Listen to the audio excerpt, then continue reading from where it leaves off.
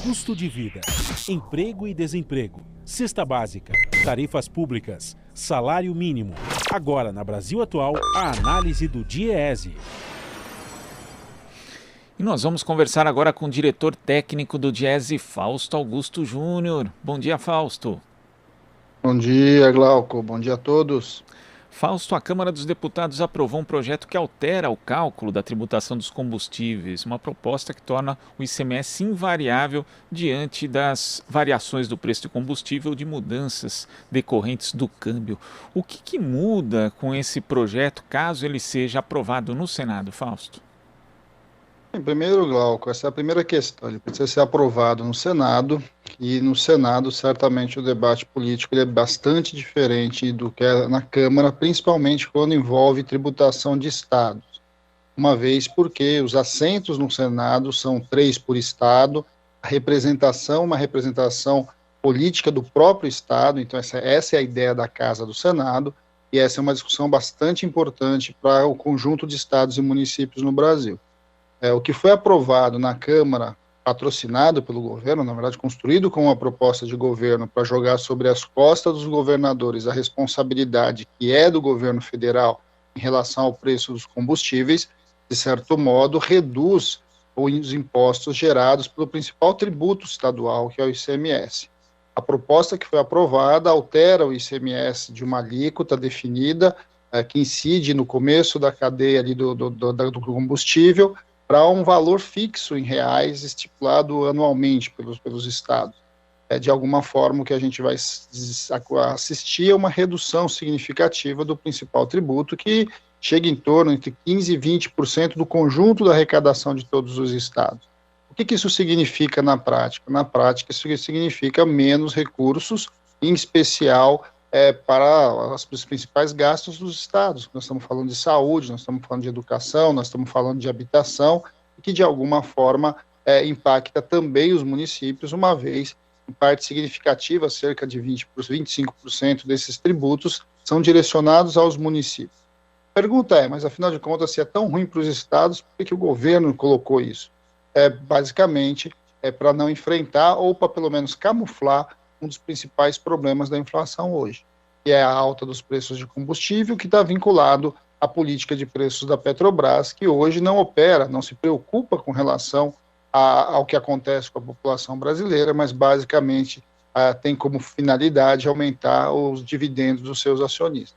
Essa mudança de perspectiva do preço, da política de preços da Petrobras, vem fazendo com que a gasolina venha subindo cotidianamente, o óleo diesel assim substantivamente, e o governo busca então construir aí uma espécie de um teatro para tentar dizer que isso tudo é culpa dos impostos. Vamos lembrar que os impostos sobre o combustível eles já estavam aí antes da política mudar, e isso não fez de fato o preço do combustível subir.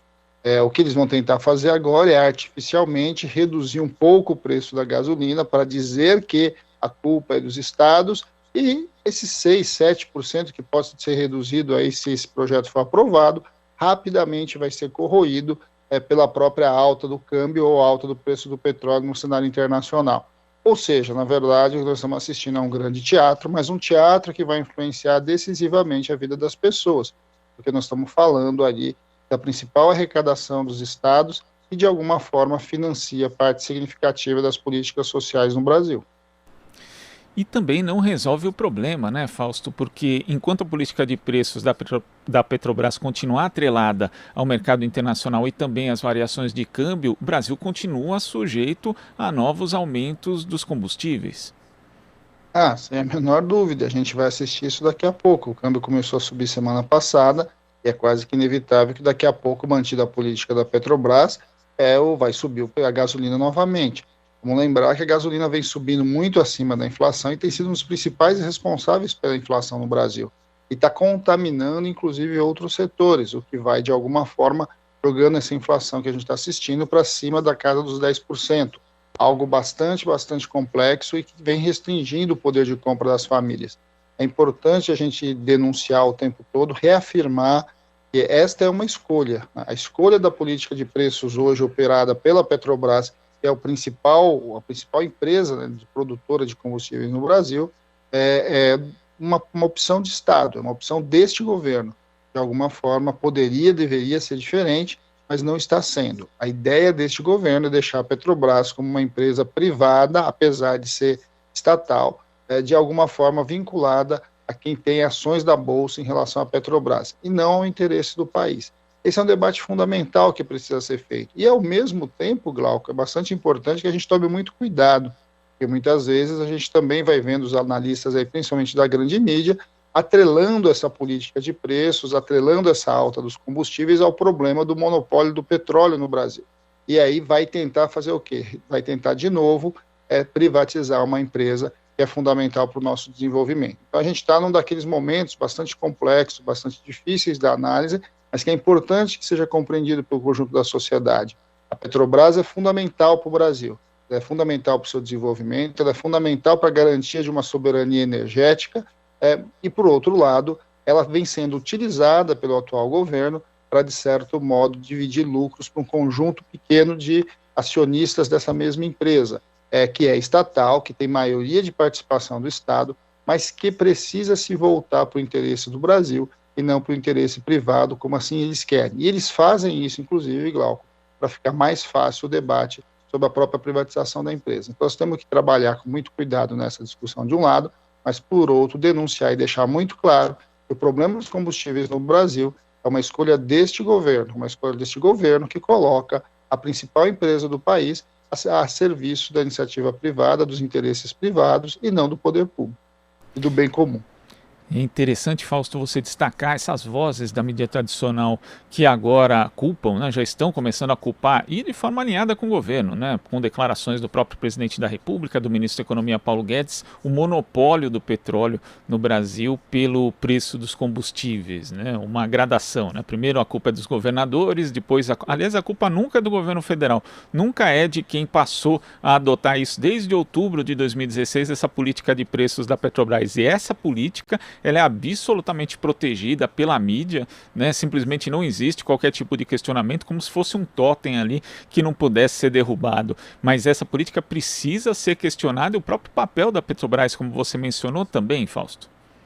Não, sem a menor dúvida. A Petrobras é a nossa maior empresa no Brasil. Ela é importante do ponto de vista do desenvolvimento, da manutenção da nossa soberania energética. Nós estamos falando aí dos maiores poços de petróleo do planeta, assentado ali no pré-sal. Nós estamos falando de uma empresa que tem a capacidade de produzir combustíveis, mas não só produzir combustíveis, ela se amplia por outros setores. É uma empresa fundamental no desenvolvimento tecnológico no Brasil, e é fundamental, inclusive, Glauco, em algumas áreas que pouca gente fala, né? Porque a própria discussão que a gente está assistindo de uma outra perna aí da alta da inflação tem a ver com alimentos, tem a ver com os insumos dos alimentos. E uma das partes de insumos de alimentos que a gente sabe é fertilizantes. A Petrobras tinha um papel bastante importante nisso, que também foi retirado. Quando a gente vai olhando para o conjunto de ações que essa empresa tem, ela é fundamental para o desenvolvimento do nosso país. E não é à toa que ela é uma das joias da coroa aí nessa discussão de privatização que está acontecendo de maneira picada, né? Eles estão desmontando a empresa e vendendo ela aos pedaços, né, que é a pior forma de privatização, porque, antes de mais nada, ela é uma privatização que você nem vai percebendo, o conjunto da sociedade não percebe o que está acontecendo. E aí você tem uma política de preços que, de alguma forma, vai colocando a população contra a empresa. E como ninguém explica o que está acontecendo, não explica que a culpa não é da Petrobras, a culpa é do governo, que opta por uma política desse jeito, de alguma forma vai construindo um cenário bastante perigoso para o nosso desenvolvimento futuro. O embate e o debate sobre a privatização do petróleo, da Petrobras, e a quebra do monopólio do petróleo brasileiro é algo que está colocado como um dos grandes interesses globais. Não é à toa, é bom dizer, do que a gente já tem assistido o golpe, né, de 2016. E o golpe de 2016 tinha a ver, aconteceu nas chamadas primaveras, e essas primaveras passaram basicamente pela cadeia do petróleo global, né, pelos países que são grandes produtores de petróleo, e que, de alguma forma, vem influenciando aí boa parte das discussões geopolíticas no período recente aqui do nosso planeta. Acho que esse é um debate bastante importante, que a gente precisa se debruçar e precisa denunciar. O preço dos combustíveis é, sem dúvida, um elemento fundamental do aumento da inflação e, consequentemente, da perda de poder aquisitivo das famílias, de um lado. Isso tem a ver com o preço do petróleo, isso tem a ver com a política de preço que a Petrobras vem escolhendo, mas esta é uma escolha deste governo, e não uma culpa de uma empresa que é fundamental para o nosso desenvolvimento. Fausto, muito obrigado pela sua participação aqui no Jornal Brasil Atual. Até a próxima e uma ótima semana. Até a próxima, Glauco, e uma ótima semana a todos. Conversamos aqui com o diretor técnico do Diese, Fausto Augusto Júnior.